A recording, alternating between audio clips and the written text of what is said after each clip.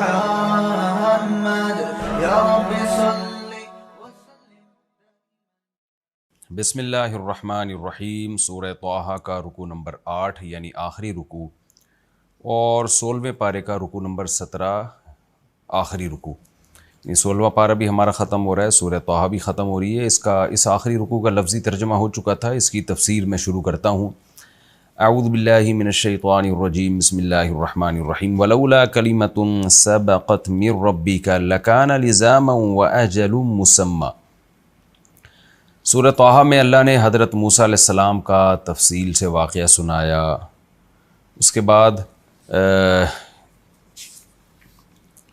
قیامت کی ہولناکیوں کا تذکرہ کیا اللہ تعالیٰ نے کہ اگر اب بھی ایمان نہیں لے کر آتے، اعمال صالحہ اختیار نہیں کرتے، تو آخرت میں جو ظلم اٹھا کے آئے گا وہ برباد ہو جائے گا اور نیک اعمال کرنے والے کامیاب ہوں گے۔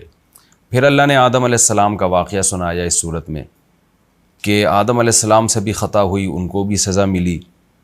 شیطان تمہارا دشمن ہے، وہ تمہیں ورغلائے گا، اور توبہ کرو۔ جیسے آدم علیہ السلام سے خطا ہوئی تو آپ نے توبہ کی تو اللہ نے دوبارہ برگزیدہ بنا لیا اور توبہ پہ قائم رہنے کی توفیق بھی عطا فرمائی۔ تو اس راستے کو اختیار کرو۔ اور پھر اللہ نے فرمایا یہ آخرت کی ہولناکیاں تو بات کی ہیں، لیکن دنیا میں بھی تو تم عذاب دیکھ سکتے ہو، کتنی بستیوں کو ہم نے تباہ و برباد کر دیا۔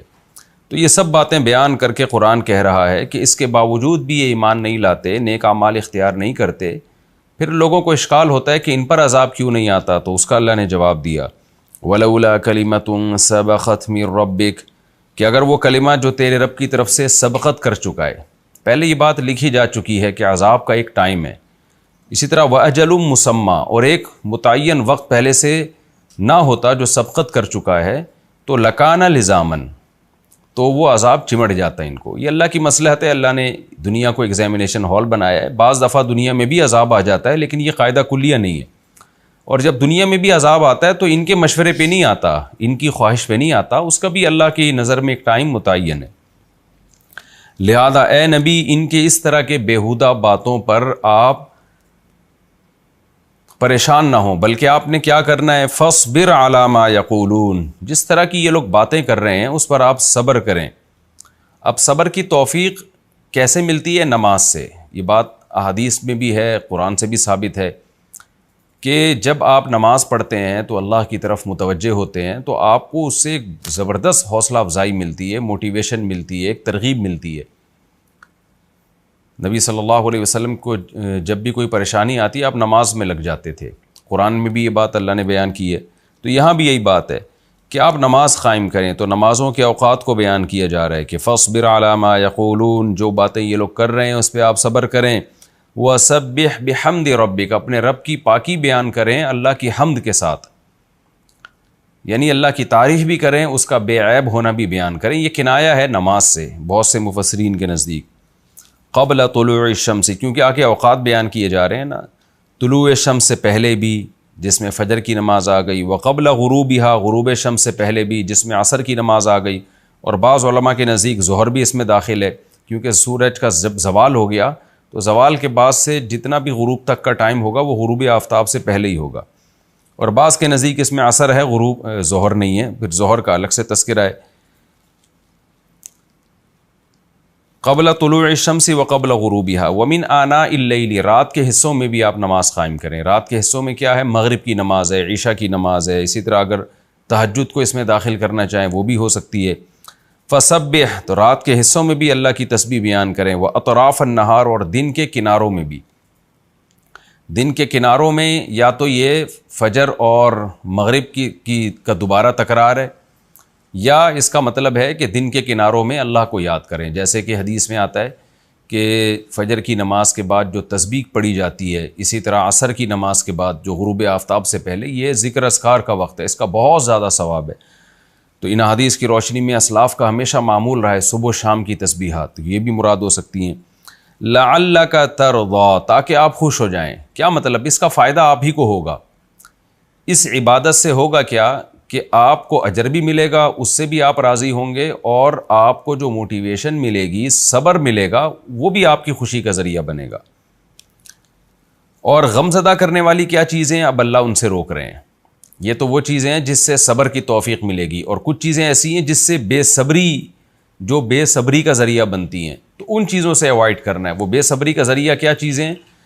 یہ سوچنا کہ ان کفار کو اللہ نے اتنا مال دیا، اتنی دولت دی، اتنی عیش و عشرت والی زندگی دی، اس سے تو یہ اور زیادہ بدماشیوں میں آگے جائیں گے، پھر غریب مسلمان ان کو دیکھ کر ایمان سے دور ہو جائیں گے۔ تو یہ وہ چیز ہے جس سے انسان صبر نہیں کر پاتا۔ اس لیے قرآن کہہ رہا ہے کہ آپ بے صبری کا یہ سبب اختیار نہ کریں، بلکہ آپ نے کیا کرنا ہے؟ لا تمدن عینیک الی ما متعنا بہ ازواجا منہم، اپنی آنکھوں کو ان چیزوں کی طرف نہ لے کے جائیں جن چیزوں کے ذریعے ہم نے ان کو فائدہ پہنچایا ہے۔ ازواجا منہم، ان کفار کی مختلف قسموں کو، کفار کی مختلف قسمیں ہیں، ان بہت ساری قسموں کو ہم نے، جن میں مشرک ہیں، مجوسی ہیں، اہل کتاب ہیں، تو ہم نے ان کو جو متعنا بہ، دنیا کے فائدے پہنچائے ہوئے ہیں، عیش و عشرت کی زندگی ہے، اس کی طرف آپ نظر اٹھا کے نہ دیکھیں۔ زہرۃ الحیات الدنیا، یہ سب دنیا کی ایک زیب و زینت کی چیزیں ہیں، لنفتنہم فیہ، یہ سب اس لیے ہے تاکہ ہم ان کو آزمائیں۔ تو یہ یعنی دیکھیں یہ کتنی زبردست بات کی ہے قرآن نے، کہ ایک نعمت وہ ملتی ہے جو بطور نعمت کی ملتی ہے، اور ایک نعمت یہ ہے جو امتحان کے طور پر ہے۔ ایگزامینیشن ہال میں جو آپ کو سہولتیں دی جا رہی ہیں وہ پائیدار تھوڑی ہوتی ہیں، وہ تو تھوڑی دیر میں لے لی جائیں گی۔ اصل تو یہ کہ جب رزلٹ اناؤنس ہو اور اس کامیابی کی بیس پہ جو آپ کو سہولتیں ملیں وہ پائیدار ہوتی ہیں۔ تو اللہ بھی فرما رہے ہیں کہ ان کافروں کی طرف نظر اٹھا کے مت دیکھیں، ان کی عیش و عشرت، ان کی دولت، نافرمانوں کی اس چیز سے متاثر نہ ہو، کیونکہ یہ چیز آپ کو بے صبرا بناتی ہے، تو اس چیز سے آپ نے اوائڈ کرنا ہے۔ لنفتنہم فیہ، یہ سب اس لیے کہ ہم ان کو آزمائیں۔ ورزق ربک خیر وابقی، اور آپ کے رب کا جو رزق ہے جو آپ کو قیامت کے دن دیا جائے گا وہ زیادہ بہتر ہے، اس سے یہ کچھ بھی نہیں ہے۔ اور ابقی، یہ فنا ہو جائے گا، وہ فنا بھی نہیں ہوگا، ہمیشہ رہے گا۔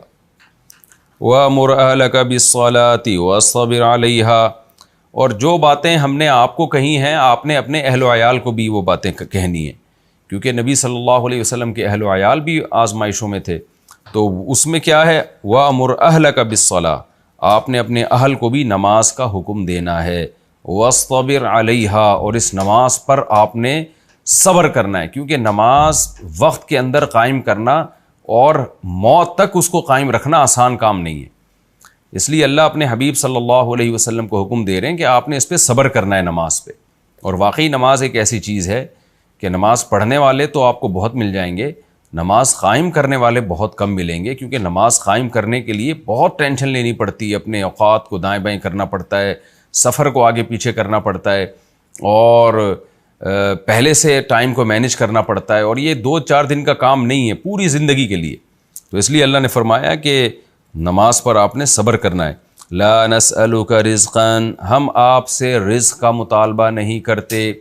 کیا مطلب؟ آپ کی یہ ذمہ داری نہیں ہے کہ آپ پیسہ کمائیں، یہ کنایا ہے اصل میں، کہ جیسے ہم کسی کو کہتے ہیں نا کہ بھئی آپ کا بیٹا پڑھ رہا ہو مدرسے میں یا کہیں یونیورسٹی میں پڑھ رہا ہو، تو آپ کہتے ہیں بھائی تمہارے ذمے اصل کام جو ہے وہ روزی کمانا نہیں ہے، جو تمہاری ڈیوٹی ہے وہ اس کو فوکس کرو، باقی رزق بھی اللہ تعالیٰ دے دے گا، دوسرے درجے میں وہ بھی ٹھیک ہے، لیکن اصل کام یہ نہیں ہے۔ تو پیغمبروں کا بھی اصل کام ہے دعوت۔ تو پیغمبروں کا اصل کام معاش کمانا نہیں ہے، کہ پیغمبر سے یہ سوال نہیں پوچھا جائے گا قیامت کے دن کہ آپ نے کیا کمایا اور کیا بزنس کیا اور کتنا ارننگ ہوئی، اور پھر اپنی اولاد کے لیے آپ نے کیا چھوڑا۔ حدیث میں آتا ہے کہ نحن معشر الانبیاء لا نورث درہما ولا دینار، ہم انبیاء کی جماعت وراثت میں پیسہ چھوڑتے ہی نہیں ہیں، اور انبیاء کی وراثت بھی تقسیم نہیں ہوتی، کچھ پیسہ ہو بھی تو وراثت میں نہیں جائے گا، وہ سارا بیت المال میں جاتا ہے۔ تو یہی مطلب ہے اس آیت کا، لا نسألک رزقا، ہم آپ سے رزق کا مطالبہ نہیں کرتے، یعنی آپ روزی نہ کمائیں، تو نحن نرزقک، ہم آپ کو رزق دیں گے، یعنی پیغمبر کا رزق اللہ کے ذمے ہے۔ تبھی نبی صلی اللہ علیہ وسلم نے نبوت کے بعد آپ صلی اللہ علیہ وسلم نے باقاعدہ کوئی رزق کے 2 ہی ذریعے ہوتے ہیں نا، ملازمت ہوتی ہے یا تجارت، تو نہ آپ نے اس کے بعد تجارت کی اور نہ نبوت کے بعد آپ صلی اللہ علیہ وسلم نے ملازمت کی۔ تو بلکہ حدیث میں آتا ہے کہ آپ نے فرمایا جعل رزقی تحت ظل رمحی، اللہ نے جہاد کی جو تلوار ہے نا اس تلوار کے سائے میں میری روزی رکھ دی ہے، یعنی مال غنیمت جو آتا تھا اسی سے آپ صلی اللہ علیہ وسلم گزارا فرماتے تھے، یا کوئی ہدیے کے طور پر کسی نے کچھ دے دیا، تو رزق کی فکر آپ نے چھوڑ دی۔ اللہ نے کہا کہ آپ نے پورا جو وقت ہے وہ فوکس کرنا ہے آپ نے دین کی دعوت اور دین کی تبلیغ کو. تو یہ کام نبی صلی اللہ علیہ وسلم نے کیا. والعاقبۃ للتقوی، اور عاقبت یہاں انجام سے مراد اچھا انجام، وہ تقوی کے لیے. جو تقوی اختیار کرے گا اس کا انجام اچھا ہوگا. یہ بھی اسی موضوع کی تکمیل ہے کہ اللہ کے نافرمانوں کی دولت کو مت دیکھیں، ان کے انجام کو دیکھیں. جیسے آج میں کہتا ہوں نا لوگوں سے کہ آپ یورپین اقوام کی حالت کو نہ دیکھیں، ان کے بڑھاپے کو دیکھیں آپ کی وہ کیسی حالت ہوتی ہے ان کی. تو ہمیشہ انجام کو دیکھا جاتا ہے. تو اللہ کہتے ہیں کہ ان کے انجام کو دیکھیں. انجام قبر کا عذاب ہے، آخرت کی سختیاں ہیں، اور انجام ان کا اچھا نہیں. انجام صرف پرہیزگار لوگوں کا اچھا ہوگا. وَقَالُوا لَوْلَا يَأْتِينَا بِآيَةٍ مِّن رَّبِّهِ. اب سورت کا چونکہ اختتام ہو رہا ہے تو اللہ نے ان کے ایک مشہور اعتراض پر اس سورت کو ختم کیا کہ یہ تمام باتوں کے جواب میں کہتے ہیں کہ نبی صلی اللہ علیہ وسلم ہمارے پاس کوئی بڑی نشانی کیوں نہیں لے کر آتے. مراد ہماری فرمائشی نشانی. قرآن کہتا ہے اولم تأتیہم بینۃ ما فی الصحف الاولی، کیا ان کے پاس وہ بینہ، وہ واضح دلیل نہیں آئی جو پچھلے صحیفوں میں ہے. تمام صحیفوں میں محمد صلی اللہ علیہ وسلم کا تذکرہ بھی ہے، قرآن کا تذکرہ بھی ہے، اسلام کا تذکرہ بھی ہے. تو جائیں اہل کتاب سے پوچھیں، وہ بتائیں گے ان کو. یہ وہ جو پچھلی کتابوں میں نبی کا تذکرہ ہونا اور وہ تمام علامتیں پائی جانا محمد صلی اللہ علیہ وسلم نے جو پچھلی آسمانی کتابوں میں ہے، یہ خود ایک بہت بڑی دلیل ہے اور بہت بڑی نشانی ہے. یہ آگے اللہ فرماتے ہیں وَلَوْ أَنَّا أَهْلَكْنَاهُمْ بِعَذَابٍ مِّن قَبْلِهِ، اگر ہم ان کو اس سے پہلے کسی عذاب سے ہلاک کر دیتے محمد صلی اللہ علیہ وسلم کو بھیجے بغیر. یعنی قرآن یہ بتا رہا ہے کہ بجائے اس کے کہ یہ لوگ اعتراض کریں کہ نبی ہماری فرمائشی دلیل کیوں نہیں لاتے، تو اللہ کہتے ہیں کہ ان کو تو شکر ادا کرنا چاہیے. ہم چاہتے تو نبی کے بھیجے بغیر بھی ان کو ہلاک کر دیتے. اگر ہم ان کو پہلے ہلاک کر دیتے تو یہ ہم سے ہی کہتے کہ پیغمبر کیوں نہیں آیا ہمیں سمجھانے کے لیے. اللہ نے ہمیں پیغمبر کے بھیجے بغیر کیوں ہلاک کر دیا. اور جب اللہ نے پیغمبر کو بھیجا ہے تو پھر الٹے اعتراضات کرتے ہیں کر کے اس پیغمبر پر اعتراض کر رہے ہیں. تو اللہ تعالیٰ فرماتے ہیں وَلَوْ أَنَّا أَهْلَكْنَاهُمْ بِعَذَابٍ مِّن قَبْلِهِ، اگر ہم ان کو اس سے پہلے عذاب سے ہلاک کر دیتے لَقَالُوا، تو یہ کیا کہتے رَبَّنَا لَوْلَا أَرْسَلْتَ إِلَيْنَا رَسُولًا، اے اللہ تو نے ہمارے پاس کوئی رسول کیوں نہیں بھیجا، فَنَتَّبِعَ آيَاتِكَ، اگر رسول آتا تو ہم تیری آیات کی اتباع کرتے، مِن قَبْلِ أَن نَّذِلَّ وَنَخْزَىٰ، اس سے پہلے کہ ہم ذلیل ہوتے اور لوگوں کی نظر میں رسوا ہوتے، کیونکہ قیامت کے دن نیک لوگوں کی نظر میں رسوا ہو جائیں گے. تو اللہ کہتے ہیں اس وقت تو یہ باتیں کرتے، اور جب ہم نے پیغمبر بھیج دیے تو بجائے نعمت کی قدر کرنے کے ناشکری کر رہے ہیں. قُلْ كُلٌّ مُتَرَبِّصٌ، اے نبی ان سے کہہ دیجئے سب انتظار کر رہے ہیں انجام کا.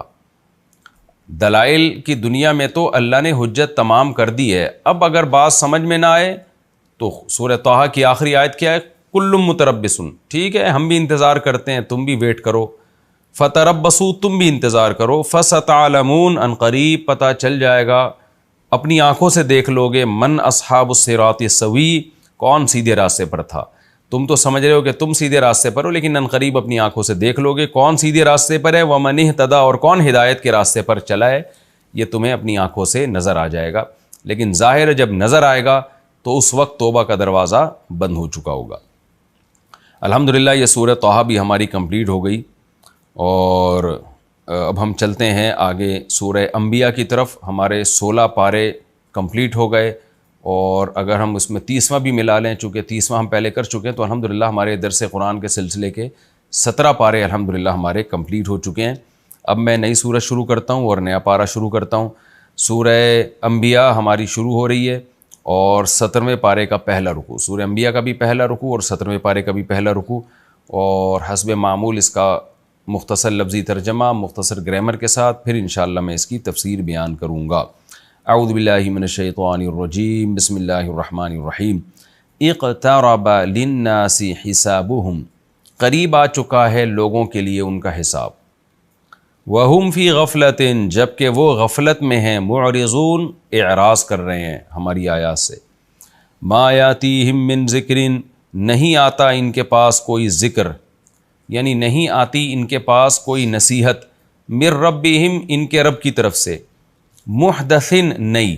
احدث یحدث احداثاً کا معنی کسی چیز کو پیدا کرنا. حادثہ کو بھی حادثہ اس لیے کہتے ہیں اچانک ہو جاتا ہے نا, وہ کوئی نئی چیز ہوتی ہے وہ.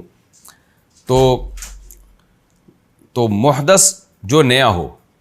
ما یاتیہم من ذکر من ربہم محدث, نہیں آتا لوگوں کے پاس کوئی ذکر, یعنی نہیں آتی لوگوں کے پاس کوئی نصیحت ان کے رب کی طرف سے, محدثن جو نئی نصیحت ہوتی ہے, الا استمعوہ مگر یہ کہ اس کو سنتے ہیں, وہم یلعبون اور کھیل رہے ہوتے ہیں, یعنی سیریسلی اس کو سنتے بھی نہیں ہیں. ظاہری طور پر ایسا لگے گا جیسے بڑے کان لگا کے سن رہے ہیں, لیکن حقیقت کیا ہوتی ہے؟ یلعبون, لعب یلعبو کھیل کود کو کہتے ہیں نا, لاعب کھیل کود کرنے والا, تو اس کو سیریس نہیں لیتے. لاہیتن قلوبہم, ان کے دل بھی غافل ہوتے ہیں. لہو سے نکلا ہے, لہو و لعب یہ ایک ہی ساتھ استعمال ہوتے ہیں, غفلت کے معنی میں آتا ہے. الہاکم التکاثر ہے نا قرآن میں, تمہیں ایک دوسرے سے کثرت کے شوق نے, ایک دوسرے سے آگے بڑھنے کے شوق نے الہاکم غافل کر دیا. تو لاہیتن قلوبہم, ان کے دل غفلت میں ہوتے ہیں.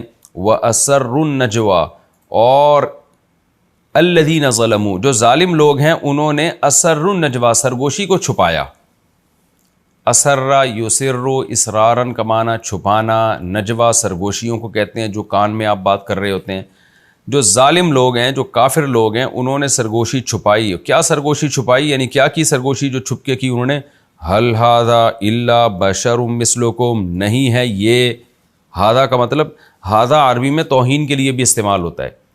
جب آپ کسی پرسن کی طرف اشارہ کرتے ہیں اور اس کے لیے پروناؤن کی بجائے آپ اس میں اشارہ استعمال کرتے ہیں, جیسے کوئی شخص ہے نا, اس کو تو ہی کہا جائے گا, لیکن آپ دس بول رہے ہوتے ہیں, تو اس دس کے لفظ میں بعض دفعہ ایک توہین ہوتی ہے.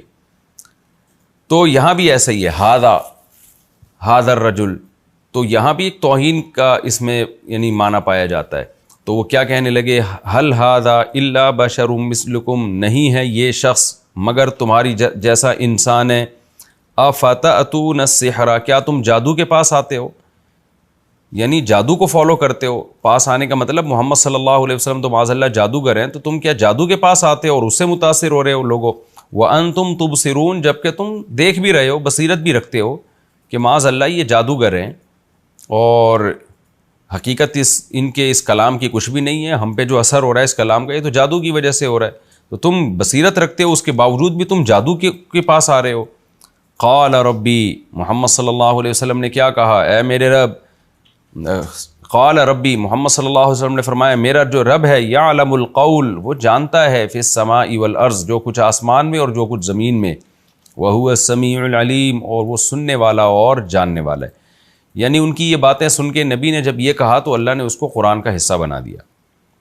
بل قالوا اضغاث احلام, بلکہ یہ کیا کہتے ہیں کہ یہ قرآن اضغاث احلام ہے. یعنی شروع میں تو انہوں نے کہا یہ جادو ہے, پھر مزید بل کا لفظ ہوتا ہے پہلے سے ترقی کر جانا, الزام میں ترقی کر جانا. تو انہوں نے کہا نہیں بلکہ اصل میں یہ قرآن جو ہے اضغاث احلام, حلم خواب کو بھی کہتے ہیں, اور خواب میں چونکہ آپ کو خیالات آتے ہیں تو خیالات کو بھی کہتے ہیں, احلام اس کی جمع. اور زغز کہتے ہیں لکڑیوں کی گٹھری, جو آپ جلانے کے لیے لے کے جا رہے ہوتے ہیں, یا ویسے ہی کچھ مختلف گٹھریاں جمع کر لیتے ہیں نا, تو اضغاث اس کی جمع. تو کیا مطلب؟ اضغاث و احلام, خیالات کی ایک گٹھری, پراگندہ خیالات جسے ہم اردو میں کہتے ہیں, جس میں انسان کچھ سوچ سمجھ کے بات نہیں کر رہا ہوتا, مختلف قسم کے اوٹ پٹانگ قسم کے خیالات آ رہے ہوتے ہیں, تو اس کو ہم کیا کہتے ہیں؟ پراگندہ خیالات. تو وہ کہنے لگے معاذ اللہ کہ قالوا اضغاث احلام, یعنی ھذا القرآن اضغاث احلام. اللہ کہتے ہیں بلکہ یہ اس سے بھی ترقی کر کے کہتے ہیں کہ یہ جادو نہیں ہے بلکہ پراگندہ خیالات ہیں. محمد صلی اللہ علیہ وسلم معاذ اللہ نقل کفر, کچھ بیٹھے بیٹھے ان کو کچھ چیزیں آتی رہتی ہیں تو وہ قوم کے سامنے پیش کر دیتے ہیں اور اس کو خدا کا کلام کہہ دیتے ہیں معاذ اللہ. بل افطراہ, بلکہ پھر اس سے بھی ترقی کر کے انہوں نے کہا افطراہ, محمد صلی اللہ علیہ وسلم نے اس کلام کو گڑھ لیا ہے, پراگندہ خیالات نہیں ہے, سوچ سمجھ کے معاذ اللہ گمراہ کرنے کے لیے کلام کو ایک وضع کیا جا رہا ہے. بل ہوا شاعر, پھر اس سے بھی زیادہ ترقی کر کے کہا کہ نہیں یہ تو خود ہے ہی شاعر, اور شاعر کا تو کام ہی ہوتا ہے معاذ اللہ مبالغہ آرائیاں کرنا. تو تفسیر میں انشاءاللہ اس کی ڈیٹیل اور اس میں جو بلاغت کا نقطہ ہے وہ بتاؤں گا.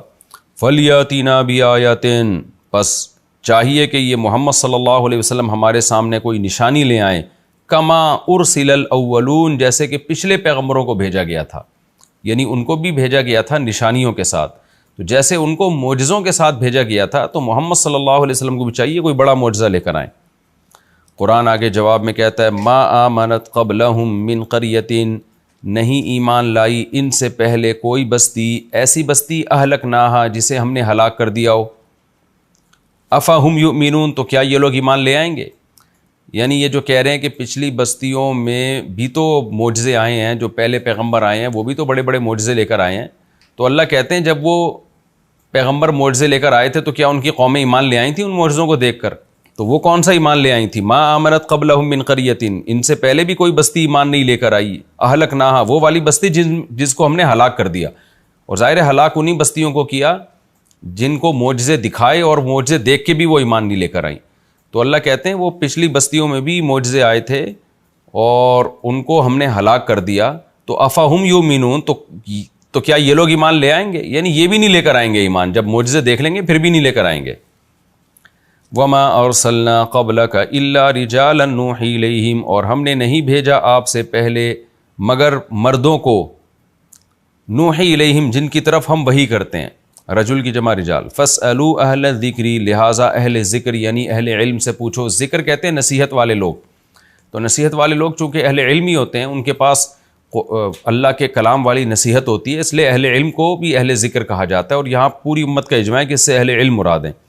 فاسألوا اہل الذکر، لہذا اہل علم سے پوچھو، ان کنتم لا تعلمون، اور اہل علم اس وقت اہل کتاب تھے، تو اس لیے اس آیت کا ترجمہ یہ بھی کیا گیا ہے کہ اہل کتاب سے، یہود و نصارہ سے پوچھو، ان کنتم لا تعلمون، اگر تمہیں علم نہیں ہے، وما جعلناہم جسدا، اور نہیں بنایا تھا ہم نے ان پیغمبروں کے لیے جسدن، ایسا جسم، لا یاکلون الطعام، کہ وہ کھانا نہ کھاتے ہوں، وما کانوا خالدین، اور نہ وہ ہمیشہ رہنے والے تھے، یعنی ان پر موت بھی آئی ہے پیغمبروں پر، اور ایسے جسم بھی نہیں تھے کہ وہ کھانا نہ کھاتے ہوں، لہذا وہ سارے بشر تھے۔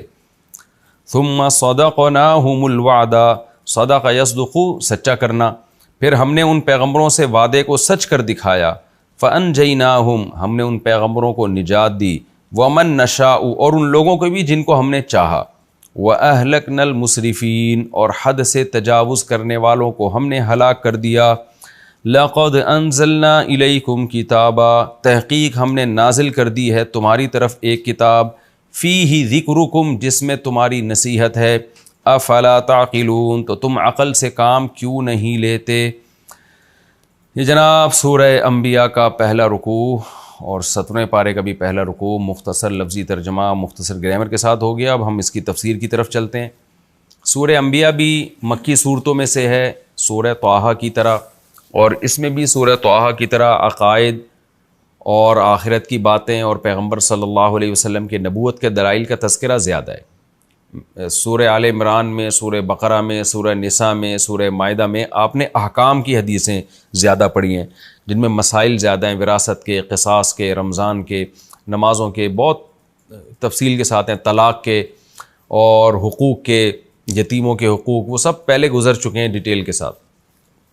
لیکن جو مکی صورتیں ہیں نا، ان میں ایمان اور اسلام کی اہمیت کو بیان کیا جاتا ہے، اسلام اور محمد صلی اللہ علیہ وسلم اور قرآن کی صداقت کو بیان کیا جاتا ہے، اور لوگوں کو غفلت کے پردوں سے نکالا جاتا ہے کہ آخرت کا سوچو، یہ دنیا مسافر خانہ ہے، تاکہ پھر جب وہ آخرت پر یقین ہو جائے گا اس کے بعد پھر وہ عمل کے لیے تیار ہوں گے، اس کے بعد پھر ان کو بتایا جائے گا کیا حلال ہے، کیا حرام ہے، کس سے بچنا ہے، کیا کرنا ہے۔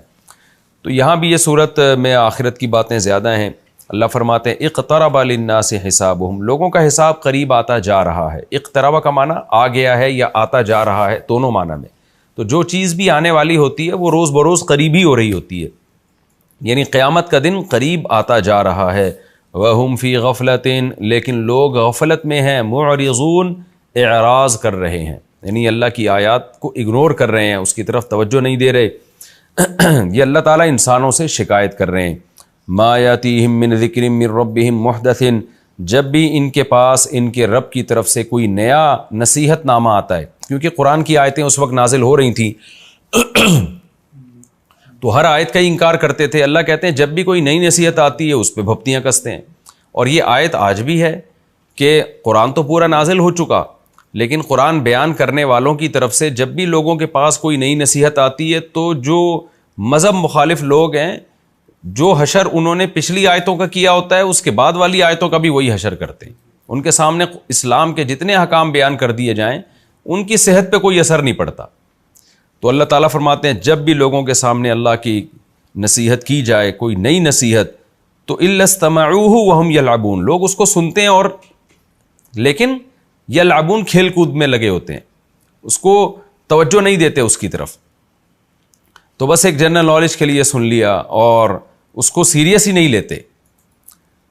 تو آج بھی دیکھ لیں یہ ہو رہا ہے، کتنے لوگ علم حاصل کرتے ہیں، عمل کی نیت ہی نہیں ہوتی ان کی. جنرل نالج کے لیے آپ دیکھ لیں یونیورسٹیوں میں اسلام بھی پڑھایا جاتا ہے، غیر مسلم بھی پڑھ رہے ہیں بہت سارے، تفسیر پڑھتے ہیں بہت سے غیر مسلم، حدیث پڑھتے ہیں بہت سے غیر مسلم، اور بہت سے مسلمان بھی پڑھتے ہیں. ان کی عمل کی نیت ہی نہیں ہوتی، ایک نالج کے لیے پڑھ رہے ہوتے ہیں. تو اللہ تعالیٰ یہ شکایت کر رہے ہیں انسان سے کہ یہ یلعبون کا ہم سادہ آسان ترجمہ کریں گے، اس کو سیریس نہیں لیتے. لاہیۃ قلوبہم، دل بھی ان کے غافل ہوتے ہیں. وَأَسَرُّ النَّجْوَ الَّذِينَ ظَلَمُوا، اور جو ظالم لوگ ہیں نا وہ سرگوشیوں کو چھپاتے ہیں اور چھپ کے کانوں کان آپس میں بات کیا کر رہے ہوتے ہیں، هَلْ هَذَا إِلَّا بَشَرٌ مِثْلُكُمْ، کہ یہ محمد صلی اللہ علیہ وسلم تو سوائے تمہارے جیسے انسان ہونے کے کچھ بھی نہیں ہے. دیکھیں یہ اس زمانے کی بھی کافر کی آواز تھی دل کی، اور آج بھی یہی آواز ہے.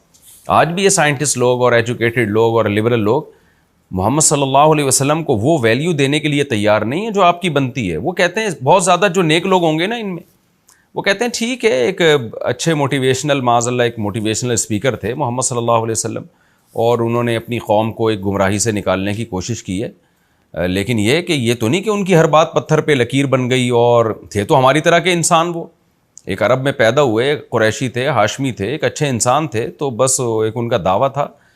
تو اب ہر چیز کو، اب ہم تو اپنے زمانے کے حساب سے چلیں گے.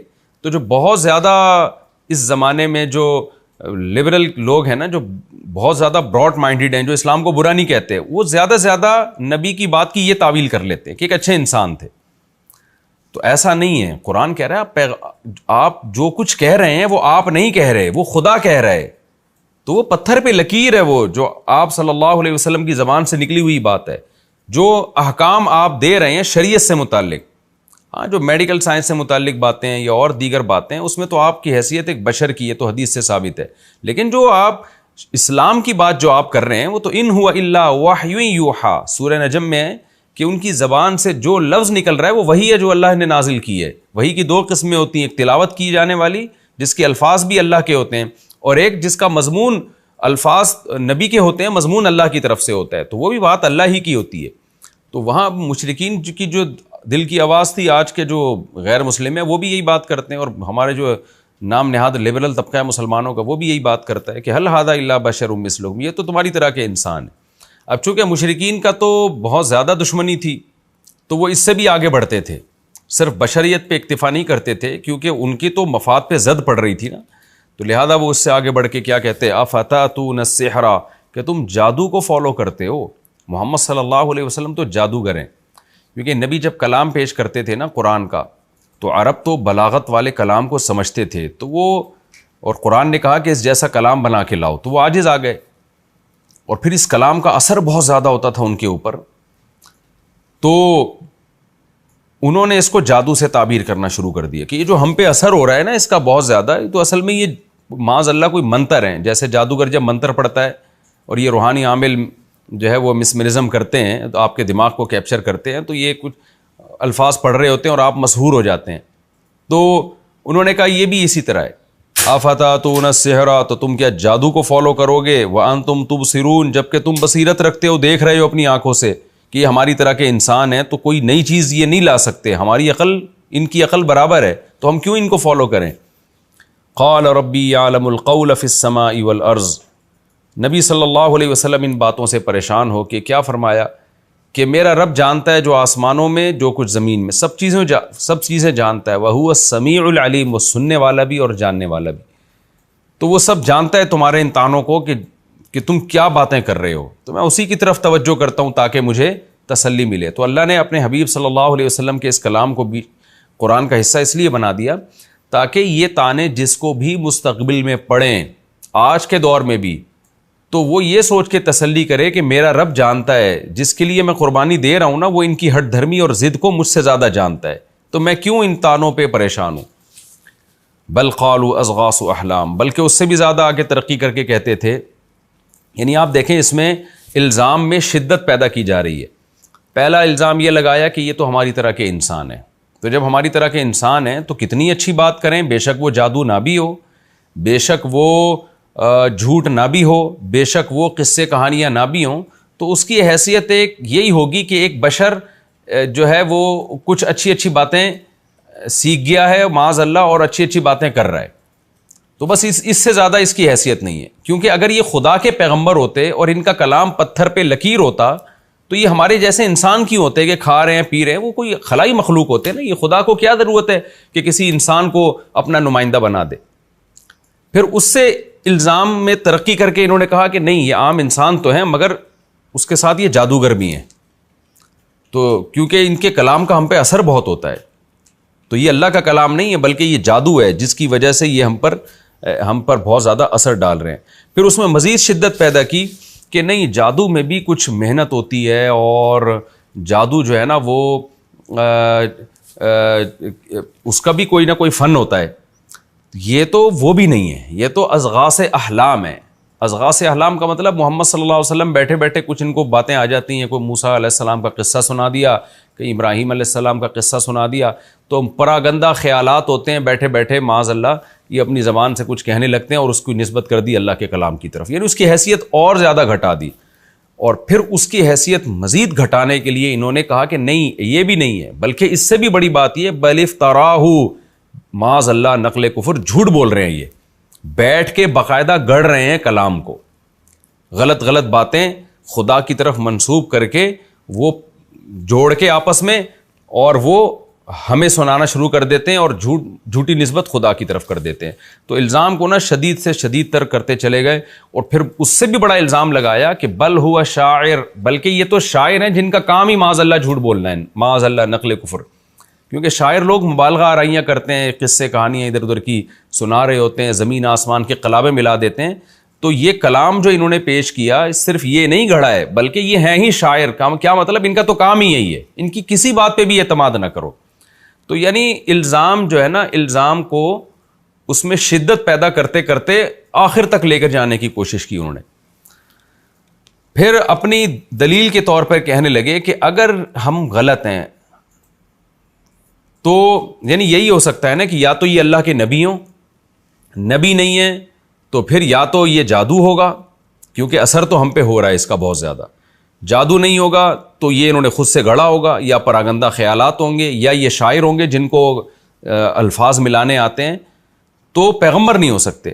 اب جب سوال پیدا ہوتا تھا کہ بھئی یہ جادوگر کا کلام کبھی بھی ایسا نہیں ہوتا، جادوگر تو ننگ دھڑنگ گندگیاں کھانے والے، اور کبھی بھی ماں باپ کے حقوق جادوگر کبھی نہیں بیان کرے گا، یتیموں کے حقوق تھوڑی بیان کرے گا وہ، اور نماز روزے کی ترغیب اور ایسی زبردست مدلل آیتیں کہ الہم ارجل یمشون بہا، کیا ان بتوں کے پاؤں ہیں جن کو یہ چلتے ہیں جن سے، اور ایسا موسیٰ علیہ السلام کا دلکش واقعہ اور ایسی موٹیویشن، جادوگر تو کوئی دنیا میں ایسا جادوگر نہیں ہے، تو کہیں سے بھی جادو نہیں لگ رہا یہ۔ پھر شاعر تو اس طرح ہوتے نہیں ہیں، قرآن خود کہتا ہے کہ شعراء تو مبالغہ آرائیاں کرتے ہیں، جبکہ محمد صلی اللہ علیہ وسلم کے کلام میں اور آپ کی دعوت میں مبالغہ آرائی نہیں ہے، آپ جو کہہ رہے ہیں اس سے زیادہ خود عمل کر رہے ہیں، جبکہ شاعروں کے قول و عمل میں تضاد ہوتا ہے۔ تو یہ تمام چیزوں کی جب نفی ہو گئی تو وہ کہنے لگے کہ اگر یہ واقعی پیغمبر ہیں فلیاتنا بآیۃ، تو یہ معجزہ کیوں نہیں لے کر آتے، کما ارسل الاولون، جیسے کہ پچھلوں کو بھیجا گیا، پہلے پیغمبروں کو جو بھیجا گیا ان کے پاس تو معجزے تھے، یہ خود بتاتے ہیں موسیٰ کی لاٹھی سانپ بن جایا کرتی تھی، ابراہیم کو آگ میں ڈالا گیا تو وہ زندہ بچ گئے، اور عیسیٰ ابن مریم جو تھے وہ نابینا کو بینا کر دیا کرتے تھے، تو یہ کیوں نہیں کر رہے؟ تو اس کا قرآن نے جواب دیا، مختلف موقعوں پر مختلف جوابات دیے ہیں۔ اصل جواب تو یہ کہ ہر پیغمبر کو الگ معجزہ ملا ہے۔ یہ سوال تو عیسیٰ ابن مریم سے کیا جا سکتا تھا کہ موسیٰ علیہ السلام لاٹھی کو سانپ بناتے تھے، آپ کیوں نہیں بناتے؟ تو حضرت عیسیٰ کیا کہیں گے، بھائی میں مردوں کو زندہ کر دیتا ہوں، اس سے بڑا معجزہ میں لے کر آ رہا ہوں. تو موسیٰ علیہ السلام سے یہ سوال کیا جاتا کہ ابراہیم علیہ السلام آگ میں گئے نہیں جلے, تو آپ کیوں آگ میں آپ کو آگ اثر کیوں کرتی ہے آپ کے اوپر؟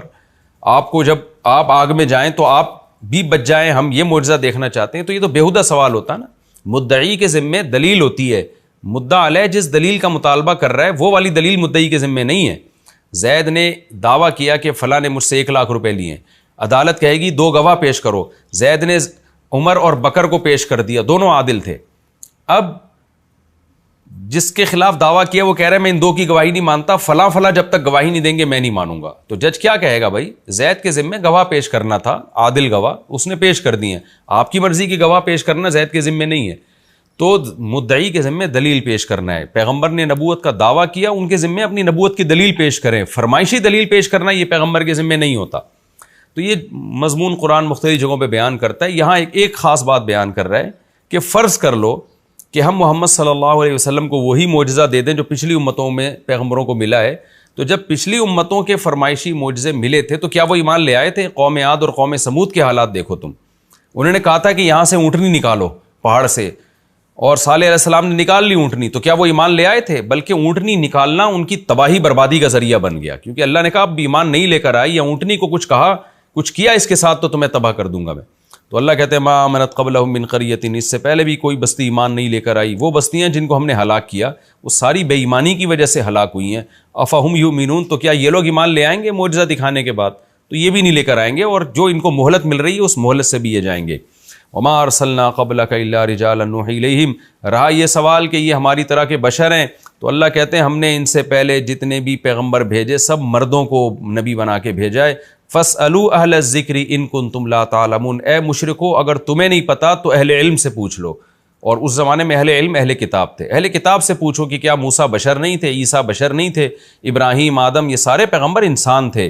وما جعلناہم جسدا لا یاکلون الطعام, اور ہم نے ان پیغمبروں کے لیے ایسے جسم نہیں بنائے کہ وہ کھانا ہی نہیں کھاتے تھے. سارے پیغمبر کھانا کھاتے, پانی پیتے, نیند کی ضرورت یہ سارے پیغمبروں کے ساتھ تھی. وما کانوا خالدین, اور مشرکین نبی صلی اللہ علیہ وسلم کو یہ بھی طعنہ دیا کرتے تھے کہ آپ پر بھی موت واقع ہو جائے گی, آپ کا سارا مشن ختم ہو جائے گا, آپ بشر ہیں, آپ معاذ اللہ پیغمبر نہیں ہیں. تو اللہ نے اس کا جواب دیا کہ وما کانوا خالدین, پچھلے پیغمبر کون سا ہمیشہ کے لیے دنیا میں آئے تھے, ان پر بھی موت واقع ہوئی ہے.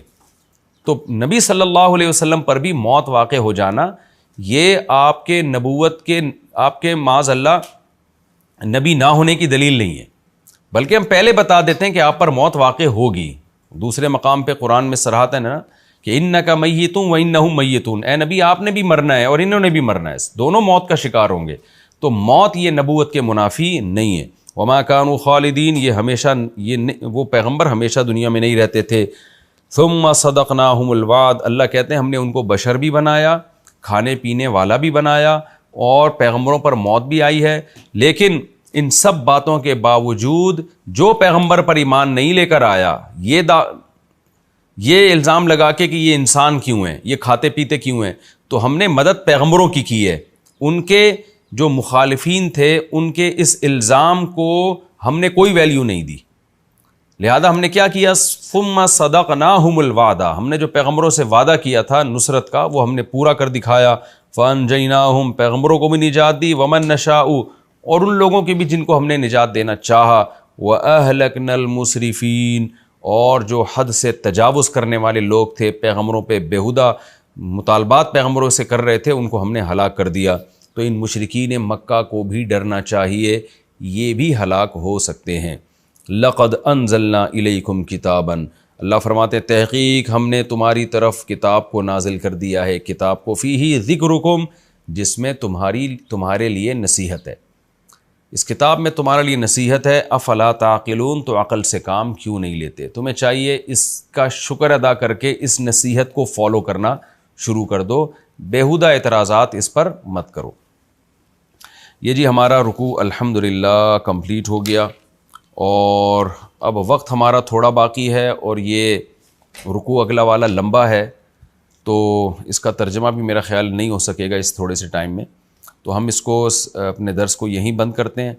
اور جو اس رکوع میں جو ایک بہت اہم ترین بات ہے سوچنے کی, 2 باتیں بہت اہم ترین جو ہمیں اس سے سبق ملتے ہیں, وہ یہ کہ آج کا جو مشرک ہے جو مسلمانوں میں بھی ایک فرقہ پیدا ہوا جو شرک کی طرف مائل ہے، وہ یہی بات پیغمبر صلی اللہ علیہ وسلم کے بارے میں کہ آپ بشر نہیں ہیں، آپ جو ہیں نور ہیں، آپ حاضر ناظر ہیں، مشکل کشا ہیں. تو قرآن کتنے واضح لفظوں میں پیغمبر کی پوزیشن کو بیان کر رہا ہے کہ یہ اعتراض تو مشرکین کرتے تھے کہ وہ بشر ہیں، تو قرآن نے کبھی نہیں کہا کہ نہیں بشر نہیں ہے، دیکھنے میں بشر ہے، حقیقت میں بشر نہیں ہے. نہ قرآن نے کہا کہ بشر ہونا ہی نبی ہونے کی دلیل ہے، بشر نہ ہوتے تو پھر اشکال ہوتا. اس لیے کہ آپ سے پہلے جتنے پیغمبر دنیا میں آئے سارے انسان تھے، بشر تھے، گوشت پوست خون کے بنے ہوئے انسان تھے. تو یہی بات تو محمد صلی اللہ علیہ وسلم کے نبی ہونے کی دلیل ہے. اگر آپ نور ہوتے تو پھر اشکال ہوتا، لوگ کہتے کہ تمام پیغمبر بشر آئے ہیں تو محمد صلی اللہ علیہ وسلم بشر کیوں ہیں، یعنی تمام پیغمبر تو بشر تھے تو محمد صلی اللہ علیہ وسلم بشر کیوں نہیں ہے پھر؟ تو یہ تو اس وقت اعتراض بنتا. تو بشر ہونا نبی ہونے کی دلیل ہے، کیونکہ تمام پیغمبر کھانا بھی کھایا کرتے تھے، یعنی بشر کے لوازمات بھی تھے ان میں، کامل بشر تھے وہ. ایسا نہیں ہے کہ دیکھنے میں بشر اور حقیقت میں نور، یا حقیقت میں نور اور جیسے یہ مشرک آج کے بدعتی لوگ عجیب اوٹ پٹانگ قسم کی تعویلات کر رہے ہوتے ہیں. تو پہلی بات تو ہمیں یہ پتہ چلی. دوسری بات یعنی اس میں جو نبی کی محبت میں غلو کرنے والے لوگ ہیں ان کو بھی تنبیہ ہے، اور جو محمد صلی اللہ علیہ وسلم کے بشر ہونے کی وجہ سے آپ صلی اللہ علیہ وسلم کو فالو نہیں کرتے. جیسے کہ آج کل کے میں بار بار کہتا ہوں جو لبرل لوگ ہیں وہ کہتے ہیں بھائی 1400 سال پہلے پہاڑوں پتھروں کا دور تھا، سائنس نے اتنی ترقی کر لیا، چاند تک پہنچ گئی ہے سائنس اور سائنسدان، تو ہم وہ 1400 سال پہلے پہاڑوں پتھروں کے دور کے انسان کو کیوں فالو کریں؟ وہ تو محض ایک اچھے انسان تھے بس، ٹھیک ہے.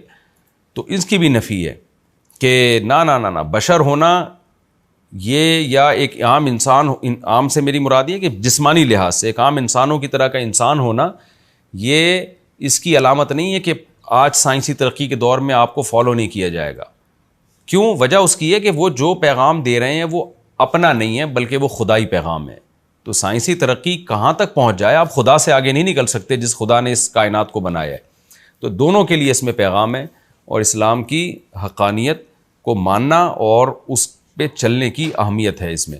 اللہ تعالی ہمیں سمجھنے کی عمل کی توفیق عطا فرمائے. انشاءاللہ میں اگلے ایپیسوڈ میں سورہ انبیاء کا دوسرا رکوع اور 17ویں پارے کا دوسرا رکوع شروع کروں گا. وما علینا الا البلاغ.